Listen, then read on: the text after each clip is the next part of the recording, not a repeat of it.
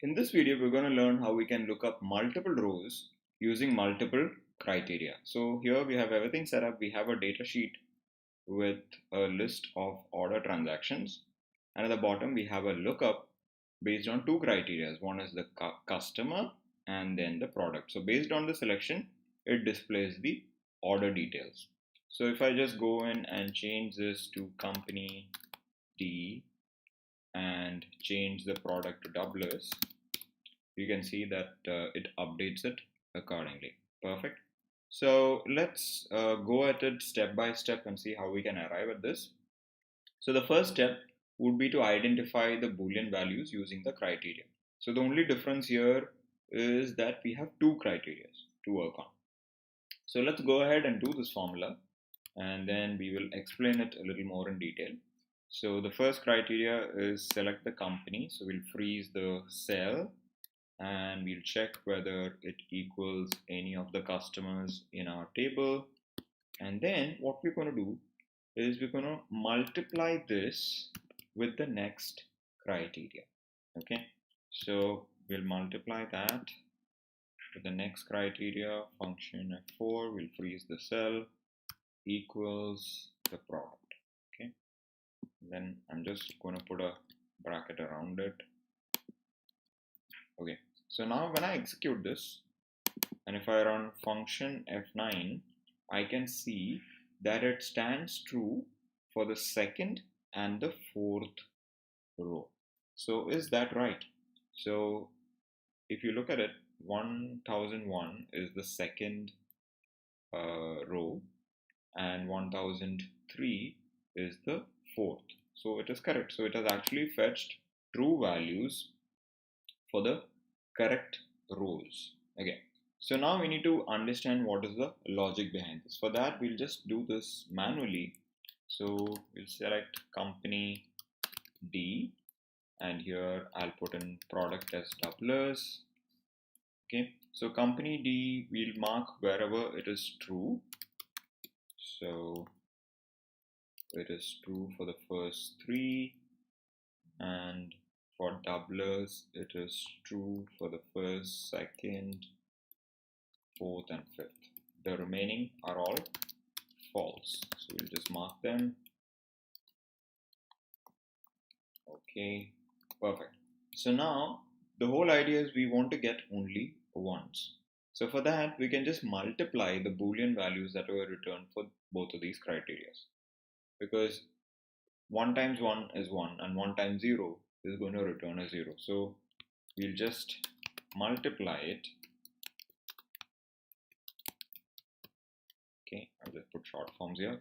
Okay, so when we multiply this, what we get is zeros for all rows that contain false and ones for those which contain true for both the criteria. So this is exactly what we got when we applied the formula as well.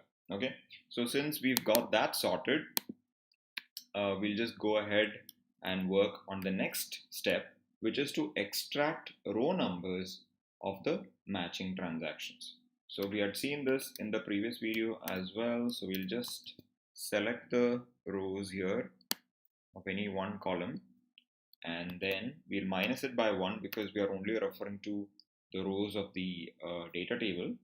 And then, oh, we forgot to copy the formula here, so it'll be easier instead of typing it in.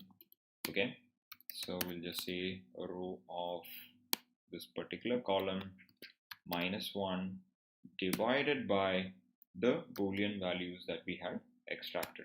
Okay, so again we get an array. So here you go. So you get the correct row numbers now, right? Row number 2 and row number 4, which is correct. This is row number 2 and row number 4 against which we need to fetch the values, and the remaining are all errors. So we know using the aggregate function we can ignore all the errors. Okay, so we got that also sorted. We'll just copy this formula. Perfect. Now we're going to use the aggregate function.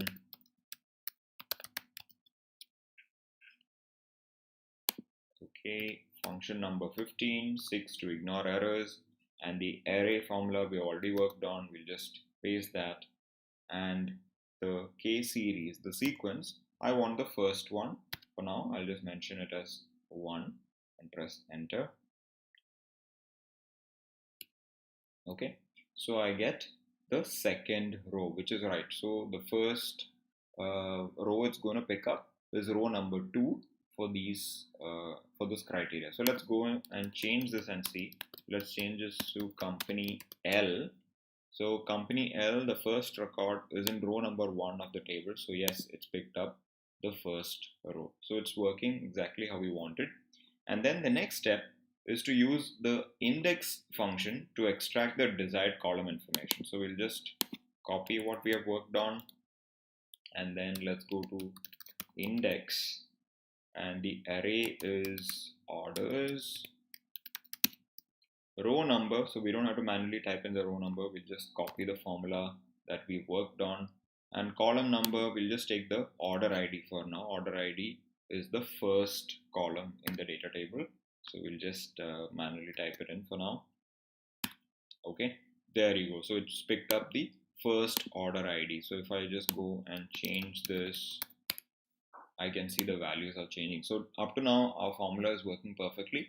The last step is to display matching rows one below the other without errors. So now what do we mean by that? So it's not always necessary you get a fixed number of records based on a criteria. Maybe it's 1 record, 2 records, 3 records. We don't know how many records it might actually fetch. Okay, so what we need to do is to ensure that there are no errors. Okay, so in order to understand that, let's copy this formula. Okay, just going to copy this formula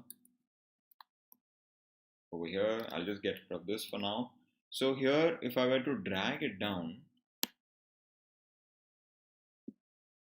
okay, so now here I'm getting the same thing because I had manually put in the sequence as 1. We can go and automate that as well. So if I just go and say change it to 2, it's going to return an error for me. So we need to be able to automate that as well in terms of how it moves down in the sequence and what rows it picks up. Okay, so that is why we have actually listed the total number of records here. So over here we have a very simple function using countifs. So we used both the criterias using countifs to actually find out how many records stand true. So basically it's the same concept of the Boolean values. So here it returned the value as 1 for both these conditions. So now we should not show more records than what is listed here. Okay, so that is the first thing that we need to achieve. So what we should do here is let's create an if statement. So we'll say if this value, so we'll just freeze that as well. Okay, so if it is greater or equal to the number of rows that we drag down, yeah, only then it should actually retrieve the records. Otherwise, it should not show any errors. Okay, so for now, we'll just build the if statement. So we'll say if this is equal to greater than or equal to row of, okay, let's do that. Okay, we'll freeze the first row, function F4. Oh, so we missed the condition here. So we'll say yes, we'll say no. Okay, so we're just building on the logic here. So it says that yes, there is one record, so we can show a record in this particular row. But if I drag it down, it says no, there is no record, so it cannot show anything. So what did we do here? So it is clearly understood that we picked up the total number of records that match the criteria, but what did we achieve with the rows D13 colon D13? So now what happens is the moment you drag down that formula, you can see one of the cells have been frozen. So D13 to D14 is going to be, it's going to return value as 2 because it is 2 rows. So it's like saying 1, if 1 is greater than or equal to 2, then uh, since it is false, it will return as no. So this is exactly how we want our rows also to work, right? So we can apply the same set of the same function actually for our order ID as well. So now if we go in, instead of manually typing the sequence as 1, we can go and paste that over here, correct? So if we do that, okay, rows of D13 to D14, and let's see what we got wrong there. Okay, so right, doesn't seem like we've got anything wrong. Okay, D13 to D14, yes. So the thing is, we just got that formula wrong here, so let's go and correct it quickly. So the first row is going to be D13. Okay, perfect. So we got that. So now if I drag it down, okay, I still get the error because I have not used the if statement. Okay, so if I go and change this now to company L and I change this to doublers, you can see the values showing up. So okay, we'll just get rid of the sales one for now. So the order IDs are displaying correctly. But then if I continue to drag this down, I'm going to get errors. Okay. But here, the if statement that I worked on, if I drag it down, it's going to give no's. Yeah, it's going to give no's for that. So all we need to do is implement this if statement into our function. So we'll just do that. We'll just copy this and we'll implement it here. Okay, and now outside this we will, so if it doesn't satisfy the condition, we'll just put blanks over there so it doesn't return anything. So we'll just do that. Now if I drag it down, it will not return any error messages. So you can drag it down as much as you want depending on the amount of transactions you have. So it always picks up the formula, right? And or you could even convert it into a table if you want to, even that's possible. So let's take this formula for sales. So the only thing that probably we need to change here is instead of